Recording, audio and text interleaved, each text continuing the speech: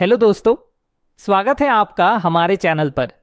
दोस्तों, ये कोई साधारण खबर नहीं है, बल्कि एक ऐसी रणनीतिक जंग की दास्तान है जिसने दुनिया के सबसे ताकतवर देश अमेरिका की नींव हिलाकर रख दी। हाँ, वही अमेरिका जो खुद को विश्व का बॉस समझता है, जिसने सोचा था कि भारत जैसे विकासशील देश को झुकाना उसके लिए बच्चों का खेल है। लेकिन भारत ने ऐसा पलटवार किया कि पूरी दुनिया दंग रह गई। ट्रंप प्रशासन ने भारत पर 50% का भारी भरकम टैरिफ लगा दिया, सोचकर कि अब भारत की कमर टूट जाएगी, उसकी अर्थव्यवस्था चरमरा जाएगी। लेकिन कहते हैं ना, इतिहास गवाह है कि जब जब भारत पर संकट आया है, तब तब उसने ऐसा कमाल किया है कि दुश्मन खुद अपने जाल में फंस गए। इस बार भी कुछ वैसा ही हुआ। अमेरिका का वह 50% टैरिफ जो भारत को तोड़ने के लिए लगाया गया था, वही भारत का सबसे बड़ा ब्रह्मास्त्र बन गया। विपक्ष ने सरकार पर हमला बोला।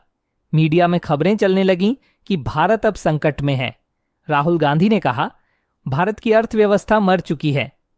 प्रियंका गांधी ने पीएम मोदी की विदेश नीति पर सवाल उठाए। जी हां दोस्तों, ये कहानी है ऑपरेशन चक्रव्यूह की। भारत का सबसे गुप्त, सबसे शक्तिशाली और सबसे चतुर आर्थिक मिशन, जिसने वॉशिंगटन से लेकर बीजिंग तक हलचल मचा दी। लेकिन इससे पहले, अगर आपने अभी तक हमारे चैनल को सब्सक्राइब नहीं किया है, तो एक सच्चे देशभक्त की तरह इस वीडियो को लाइक करें, सब्सक्राइब बटन दबाएं। दोस्तों, कहानी शुरू होती है 6 अगस्त 2025 से, जब अमेरिकी राष्ट्रपति डोनाल्ड ट्रंप ने एक ऑर्डर जारी किया।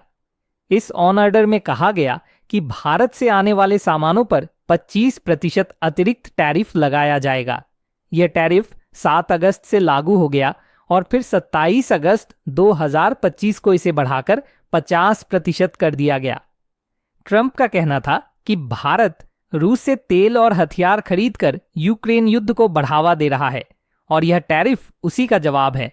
लेकिन भारत ने इसे साफ तौर पर अनुचित और दोहरे मापदंड वाला कदम बताया। लेकिन भारत के लिए यह एक बड़ा झटका था। भारत अमेरिका को सालाना अरबों डॉलर का सामान निर्यात करता है और इस टैरिफ से भारत की अर्थव्यवस्था को करोड़ों का नुकसान होने वाला था। मीडिया में हाहाकार मच गया। विपक्षी नेता चिल्लाने लगे कि मोदी सरकार ने विदेश नीति में गलती की है। अंतर्राष्ट्रीय एक्सपर्ट्स कहने लगे कि भारत अब दबाव में आएगा और अमेरिका के आगे झुकना पड़ेगा। दोस्तों, महाभारत में चक्रव्यूह एक ऐसी रचना थी जिसमें दुश्मन फंस जाता था और बाहर निकलना मुश्किल हो जाता था। यहां भी वैसा ही था। अमेरिका को उसके ही खेल में फंसाना था। मिशन का उद्देश्य सिर्फ नुकसान की भरपाई नहीं था, बल्कि अमेरिका को यह दिखाना था कि दुनिया अब उसके इशारों पर नहीं नाचेगी। भारत अब एक उभरती हुई महाशक्ति है जो अपनी शर्तों पर खेलती है। दोस्तों, अब आते हैं ऑपरेशन के मुख्य भाग पर। भारत ने सबसे पहले एक लिस्ट तैयार की, 40 देशों की लिस्ट, जहां टेक्सटाइल आयात की विशाल मार्केट थी। इनमें शामिल थे Britain, Japan, Germany, France, Canada और कई अन्य। भारत ने सोचा, अगर अमेरिका एक दरवाजा बंद कर रहा है तो हम 40 नए दरवाजे खोलेंगे। दोस्तों, अमेरिका ने सोचा था कि 50% टैरिफ से भारत की कमर टूट जाएगी। लेकिन भारत ने ऐसा पलटवार किया कि अमेरिका खुद अपने जाल में फंस गया। जैसे जैसे भारत ने यूरोप, एशिया और अफ्रीका के बाजारों में अपनी पकड़ मजबूत की, अमेरिका को डर सताने लगा। अगर भारत ने अपना निर्यात पूरी तरह से दूसरी ओर मोड़ लिया तो अमेरिकी इंपोर्टर्स को भारी नुकसान होगा। अमेरिका भारत से सस्ती जेनेरिक दवाएं, टेक्सटाइल और रत्न आभूषण जैसी चीजें खरीदता है। अगर भारत ने इनका रुख यूरोप या जापान की ओर कर दिया तो अमेरिकी बाजार में कीमतें आसमान छूने लगेंगी। अब बात करते हैं भारत के दो बड़े प्रतिद्वंद्वियों की, चीन और पाकिस्तान। चीन, जो खुद को टेक्सटाइल की दुनिया का बादशाह मानता था, भारत की इस चाल से बुरी तरह घबरा गया। चीन सस्ती लेबर और बड़े पैमाने पर प्रोडक्शन के दम पर राज करता था, लेकिन भारत ने क्वालिटी और सस्टेनेबिलिटी को अपना हथियार बना लिया। यूरोप और जापान जैसे बाजार अब चीन की जगह भारत की ओर झुकने लगे। भारत ने यह संदेश दिया कि चीन भले ही सस्ता माल बनाए, लेकिन भारत ऐसा माल बनाएगा जो पर्यावरण को बचाए, जो टिकाऊ हो और जिसमें भारतीय विरासत की खुशबू हो। उदाहरण के लिए, भारत ने ऑर्गेनिक कॉटन और हैंडलूम प्रोडक्ट्स को बढ़ावा दिया। जापान और यूरोप जैसे देश जो सस्टेनेबिलिटी को महत्व देते हैं, भारत की ओर खींचे चले आए। भारत ने सस्टेनेबिलिटी को अपना सबसे बड़ा हथियार बनाया। जहां चीन सस्ते लेबर और बड़े पैमाने पर उत्पादन के दम पर बाजार में राज करता था, भारत ने क्वालिटी और पर्यावरणीय जिम्मेदारी को प्राथमिकता दी। यूरोप और जापान जैसे देश जो पर्यावरण के प्रति बहुत सजग हैं, अब भारत की ओर आकर्षित होने लगे। लेकिन दोस्तों, सबसे बुरा हाल हुआ पाकिस्तान का। पाकिस्तान की अर्थव्यवस्था टेक्सटाइल निर्यात पर टिकी है। लेकिन जब भारत ने इन 40 देशों पर कब्जा करना शुरू किया तो पाकिस्तान के लिए जगह ही नहीं बची। भारत की क्वालिटी, उत्पादन क्षमता और आक्रामक रणनीति के आगे पाकिस्तान का माल कहीं नहीं टिका। यह पाकिस्तान के लिए दोहरी मार थी। एक तरफ उसका दुश्मन और ताकतवर हो रहा था, दूसरी तरफ उसका बाजार सिकुड़ रहा था।